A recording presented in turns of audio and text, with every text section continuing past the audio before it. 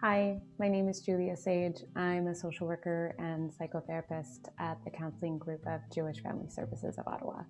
Today I'm here to talk about a topic that affects us all, stress and behavior, how we respond to stress and why it matters.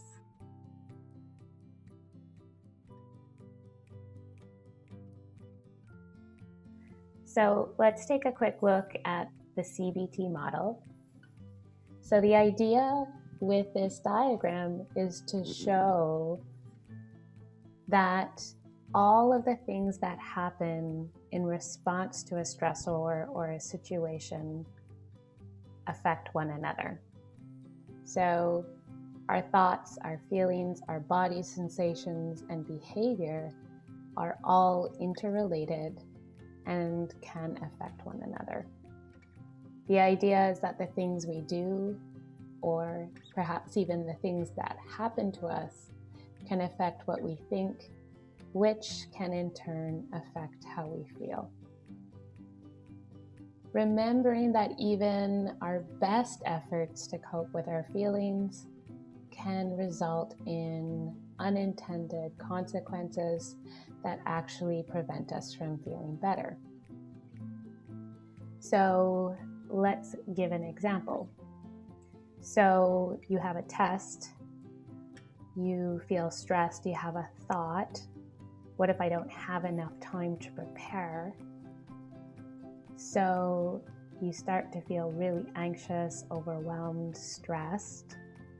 And in response to that stress and that thought, you might decide to pause and think, I don't have time for this right now, and do something else. And so that's an example of perhaps an unhelpful behavior in this particular situation where we make a choice, we do something, and that it, for example, put off studying for a test, and it helps us to feel better in the short term. The long term, of course, is that it's not long before we realize, oh my goodness, we haven't studied for that test. And therein continues the loop. So today we're going to talk specifically about how stress affects our behavior. And there's really two ways we tend to behave under stress. We either respond by either doing too much or being less active. So just taking a moment to think for yourself about how you tend to respond to stress. And this is really individual, and it can shift and change over the lifespan depending on our circumstances, the context, our current responsibilities, and all of the other life factors.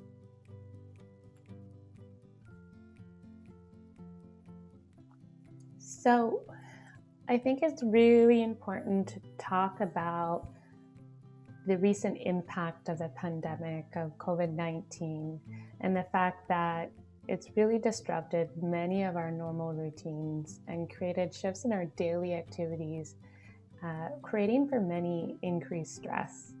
So just the fact that we're all living in this current situation has increased stress for many. The idea is that we potentially can have an effect on reducing our stress by intentionally making choices and organizing a daily routine that incorporates elements of the following 4 categories of activities: body care, achievement, connection, and enjoyment. I really like this graphic from Psychology Tools. It just illustrates beautifully this idea that if we can incorporate the different elements of these activities, these types of activities, we can increase our sense of well-being. It's not that it's necessarily going to take away all of the stress, but hopefully going to impact and create an increased sense of resilience. So Carol Vivian has this acronym called BASE, so you can remember these different types of activities. So first we have body care, which includes activities that cater to your physical needs, things like exercise, sleep, nutrition. We have achievement, also known as mastery, things that accomplish something, and these can be big or little activities and often fall under categories of work, chores, study. The third category is connect or connection, and this could be with friends, family, community. Of course, right now we're having to shift how we connect with other people based on public health guidelines and recommendations. And then the fourth category is enjoyment or pleasure. So this is activities that might be different for everyone, in that what gives one person pleasure or an enjoyment might be different for someone else. So considering for yourself kind of activities that you could do that fall under these four categories that make up BASE. So the first step of what we're going to do today is just a reflection. It's a good starting point just to increase awareness of where things are at. What's the status of your current activities in your daily life? So I call this taking stock of your life, because an imbalance of activities can affect our mood and our ability to cope with stress. So the idea is something simple you can do is start practicing checking in at the end of each day or week and reflect on, what did I do today or this week that gave me a sense of achievement, pleasure, closeness with others? What did I do that took care of my physical body? And did I get a good balance? Or maybe I didn't. So what can I do differently tomorrow or next week even? It's a constant process. So in CBT, we often use what's called an activity record to gather information. So you can use an activity record to help keep track of your activities and discuss how, or discover how they affect your mood and stress levels. And this can be used as a guide to determine what changes you could make that could help you feel better and reduce your stress. So I recommend downloading and printing out this tool.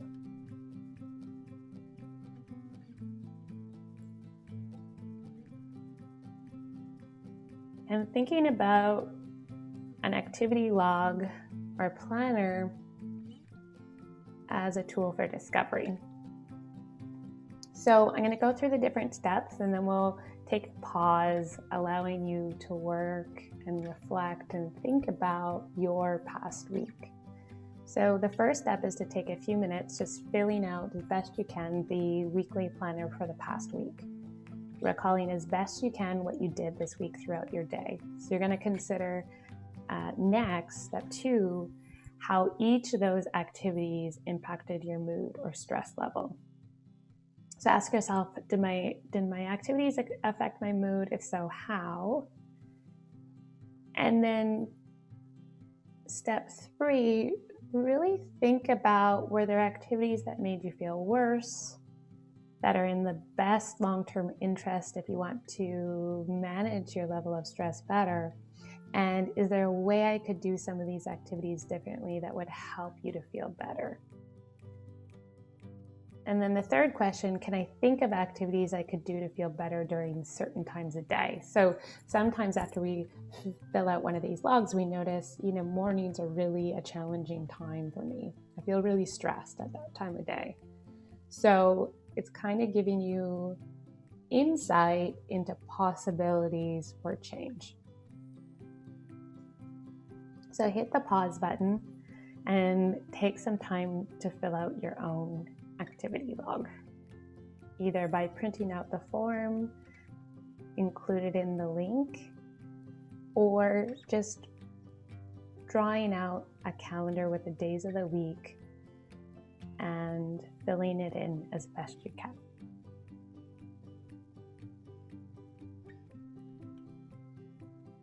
So now that you've taken some time perhaps to fill out an activity log for the past week, encouraging you to remember and keep in mind the ultimate goal. The ultimate goal is to work on shifting one small behavior at a time to make changes in how we feel. So there's many different outlets for stress. And I really like this coping with stress guide that was created by the Canadian Mental Health Association.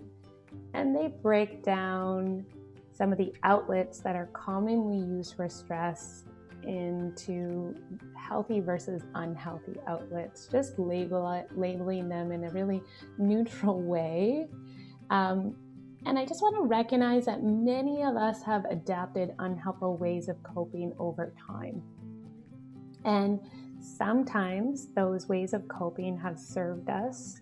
They've helped us to cope, but they're no longer helping us. So they're actually making things worse. So together, let's explore some helpful ways that you have successfully coped with stress in the past, or maybe ways that you know other people you know have coped with stress. And really here highlighting some of the successes. So breaking these down into categories, so physical and behavioral coping skills, cognitive and mental coping skills, and personal and our social coping skills. The ultimate goal is to work on shifting one small behavior at a time to make changes in how we feel. And of course, in this context, we're talking about how stressed we feel. So hopefully reducing the level of stress. So I want you to consider for a few moments that there potentially could be both either healthy or unhealthy outlets for stress, or even on a continuum. So what would be considered healthy versus unhealthy? And so this could be, a little bit of exercise is healthy, too much exercise leads to injury or feeling worn out. In the same way, it could be considered a healthy outlet to have a drink with a loved one or a friend, but an unhealthy outlet for stress might be drinking way too much, so that it's having a negative impact on your well-being in your day-to-day life. So I really like the categories that were laid out in the Coping with Stress Guide that was released in 2009 by the Canadian Mental Health Association. So they identified these 3 different categories of coping skills. The first they call physical and behavioral coping skills. And so some things that fit under this category are exercise, eating well, sleeping well, breathing and relaxation techniques, yoga, and stretching. Even just for short periods, 5 or 10 minutes, everything counts. And then the second category is cognitive and mental coping skills. And under this category falls things like problem solving, which we actually explore in another video in this series, reappraisal. So really taking the time to really look at and reappraise a threat to see if we're over magnifying or exaggerating a particular stressor, blowing it out of proportion, and meditation. Thought records would also fall into this category. And then the third category is personal and social skills. So this is anything, related to spending quality leisure time with families or friends, spirituality, spending time developing hobbies and personal interests, enjoying time in nature, going for outings, giving to others, maybe volunteering your time, and even taking a vacation or a break from your normal routine. The next tool I'm going to introduce is very similar to the activity log or activity monitoring. This activity is actually all about scheduling. So making a change and setting a goal to reduce your stress. So you can download and print out this tool. It's the same one that we used for the last activity, or get out your notepad and pen.